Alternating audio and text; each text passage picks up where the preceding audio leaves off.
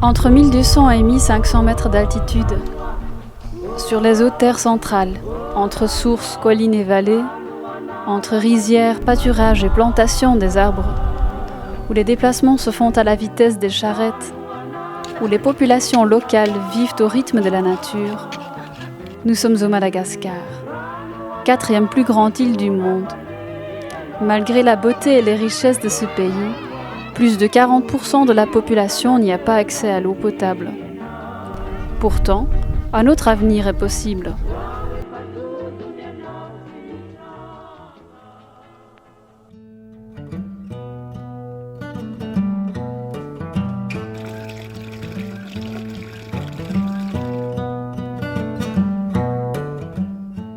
Les systèmes gravitaires que Protos construit respectent l'environnement et sont durables. On n'a pas besoin d'une source d'énergie externe pour faire sortir l'eau claire du robinet. Le projet Jirelpa, qui est actuellement devenu accès durable à l'eau potable dans la plaine de Landjumba, œuvre dans 6 communes qui sont Ambatomravavy, Amtabolo, Morarano, Fiadana, Maireza et Lakamis, Fenoarivo. Donc ces zones d'intervention se localisent à environ 20 km de Tana. Notre intervention a commencé en 2006. Là maintenant, on est à 30 systèmes d'eau potable, dont un système avec la société d'État Jirama et 29 systèmes gravitaires. Comment ça fonctionne au niveau technique ? D'abord, Protos va à la recherche des sources naturelles au pied des montagnes. Après l'excavation, on protège la source contre les pollutions. À travers des canalisations souterraines, l'eau des sources est stockée dans un réservoir. Le réservoir alimente le réseau de distribution de l'eau.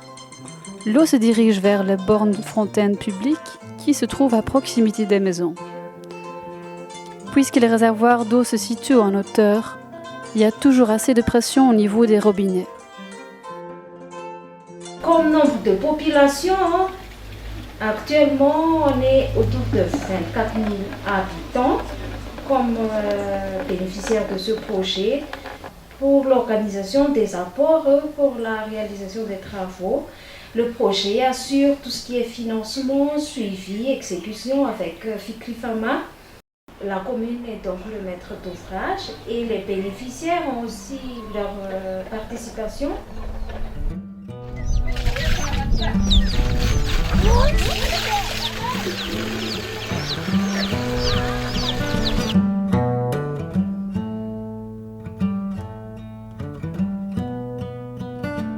Nous avons organisé un atelier d'évaluation de ce qui est avant du projet Jirelpa. Et on a remarqué que une fois le projet d'adduction d'eau potable est installé, le problème c'est le suivi post-investissement. C'est ça le problème.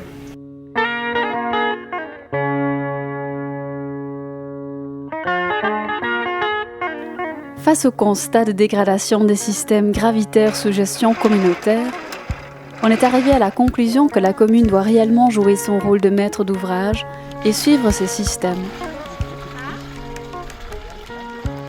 La direction régionale de l'eau a également été impliquée à la recherche des solutions.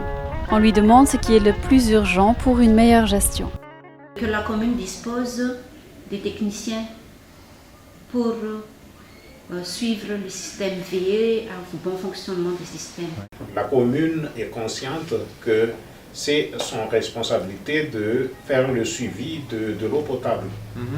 Mais elle n'a pas de temps, elle n'est pas disponible. La disponibilité, c'est un problème. Mettre un technicien spécialiste à l'eau par commune, ça c'est l'idéal pour être habile comme maître d'ouvrage.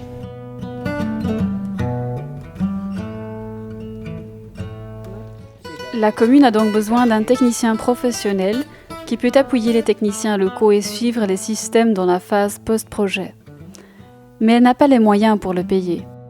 Les communes sont convenues de mutualiser leurs fonds pour recruter ce technicien qu'on appellera TMMR. C'est le projet qui a équipé et formé les techniciens. Son coût total, salaire, frais de transport, frais de bureau, avait été estimé à 4,5 millions d'ariary par an. C'est crucial que ce montant puisse être mobilisé par les acteurs locaux. Ainsi, le TMMR pourra poursuivre son travail aussi après la durée du projet. Selon la taille et le nombre des systèmes gravitaires, chacune des communes paye entre 300 et 700 000 ariary par an. Mais cela ne suffit pas pour couvrir le coût total du TMMR. Les usagers de l'eau y vont payer aussi. En 2013, il y a environ 40 systèmes d'eau qui sont suivis par le TMMR, dont 40 associations des usagers de l'eau. Chaque usager majeur de 18 ans est obligé de payer annuellement 3 000 ariary au KR. La plus grande partie, soit 2 750 ariary, va directement dans le compte bancaire qui appartient à l'association et qui constitue le fonds local de l'eau. Seulement 250 ariary par personne est destiné à la couverture des frais du TMMR.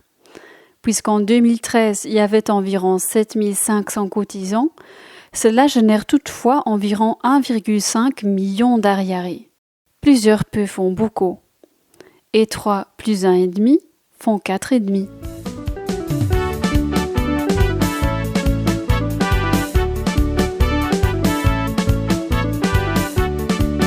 En 2010, l'OPCI a enfin pu recruter une personne apte pour travailler en tant que TMMR.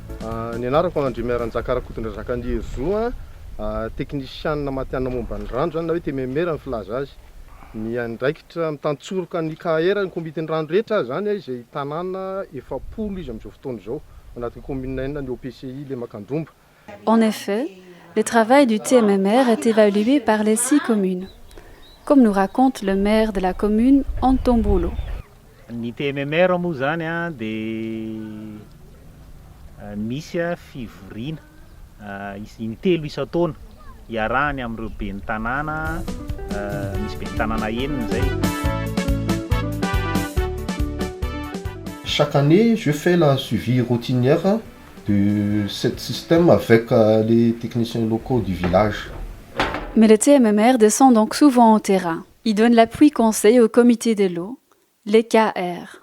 Il forme et accompagne également les techniciens locaux pour certains travaux de réparation et entretien. L'argent dans le compte bancaire de l'association est utilisé directement pour payer les frais de réparation et l'entretien des systèmes, aussi pour couvrir les frais de fonctionnement des comités de l'eau. Enfin, grâce à toute cette organisation sociale au niveau local, communal et intercommunal, le bénéficiaire final reste l'usager de l'eau. D'abord, il voulait l'eau, maintenant, il l'a pour toujours.